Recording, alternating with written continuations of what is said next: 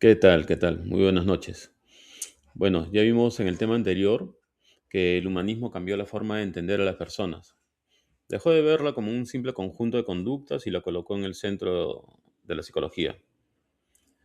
Pero para entonces nos surge una pregunta: ¿cómo pasa una idea tan centrada en lo humano de ser una propuesta crítica hacia lo que ya existía y convertirse en una corriente reconocida dentro de la psicología?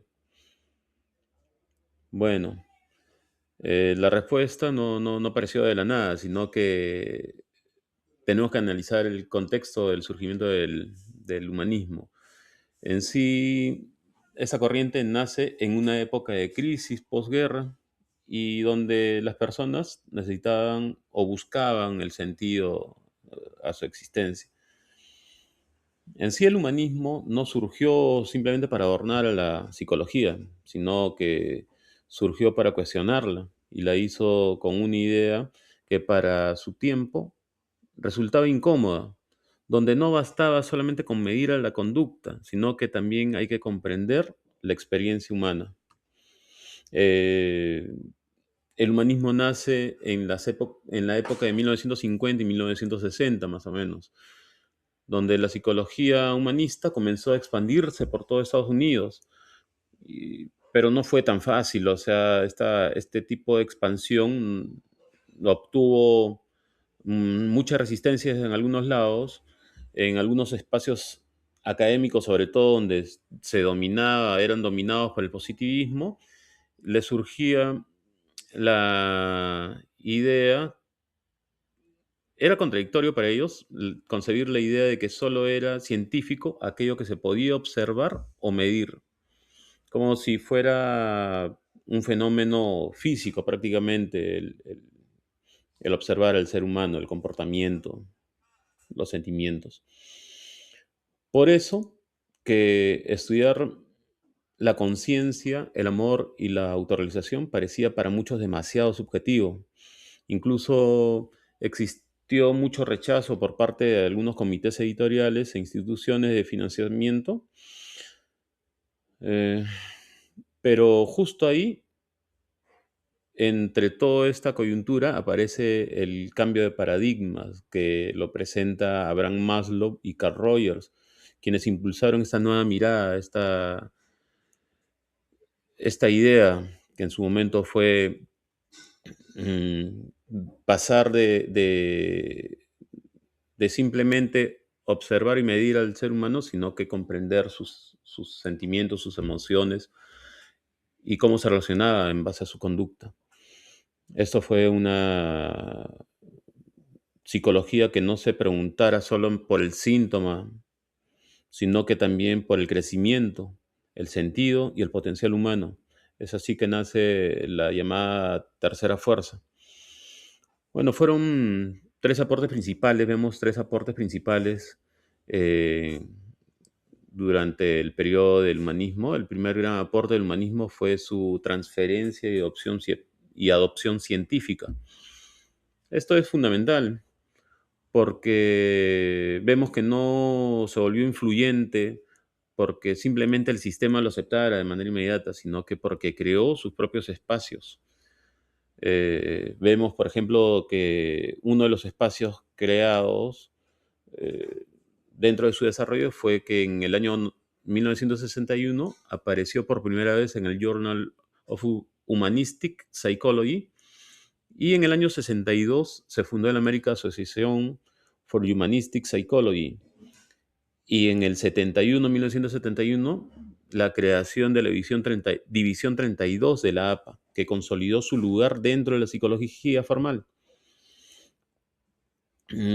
Esto hizo que el humanismo prácticamente construyó su propia legitimidad desde la periferia hacia el centro. Y hoy seguimos viendo ese patrón, donde muchas ideas nuevas no nacen primero en las instituciones estatales, sino nacen en redes de investigaciones privadas, en clínicas, en comunidades, que se atreven a pensar de manera distinta. El segundo gran aporte del humanismo fue en su base filosófica, ya que la fenomenología enseñó a describir la experiencia tal como se vive, sin imponer prejuicios previos. Es como mirar una escena sin asumir de entrada qué cosa es lo que significa. Primero, para eso tú primero observas y luego recién interpretas. No basta simplemente con ver a una persona y ponerle una etiqueta, sino que hay que conocer al ser, qué cosa es lo que ocurre con esa persona. También vemos que la ontología existencial recordó que el ser humano no está terminado de antemano, sino que somos libertad, elección y responsabilidad. No somos una máquina con respuestas fijas, sino que somos como un proyecto que estamos en constante construcción. Y por último vemos que la hermenéutica puso el foco en el lenguaje, porque, bueno, no solo vivimos nuestras experiencias, sino que también las contamos, las interpretamos.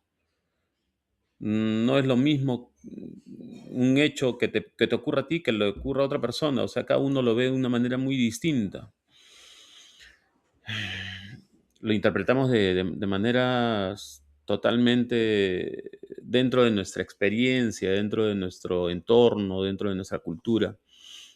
Eso nos va formando y convirtiendo como parte de nuestra identidad.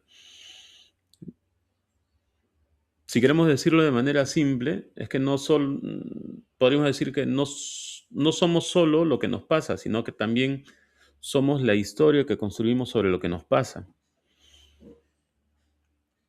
Bueno, a eso también se sumaron algunas influencias orientales, ¿no? Que incorporaron la contemplación, el desapego, la aceptación del sufrimiento como parte legítima del desarrollo humano. Esto hizo ampliar los horizontes del humanismo y de esa manera es que lo aleja del racionalismo reduccionista. El tercer gran aporte, también para ver, es la cohesión inicial y la expansión académica. O sea, cómo influenció esto para que se pueda expandir por diversos campos, ¿no? Como fueron en su momento los laboratorios, las clínicas, los grupos de investigación. Todos estos vimos que se unieron porque compartían el mismo rechazo, el rechazo al modelo biomédico y al analista mecanicista.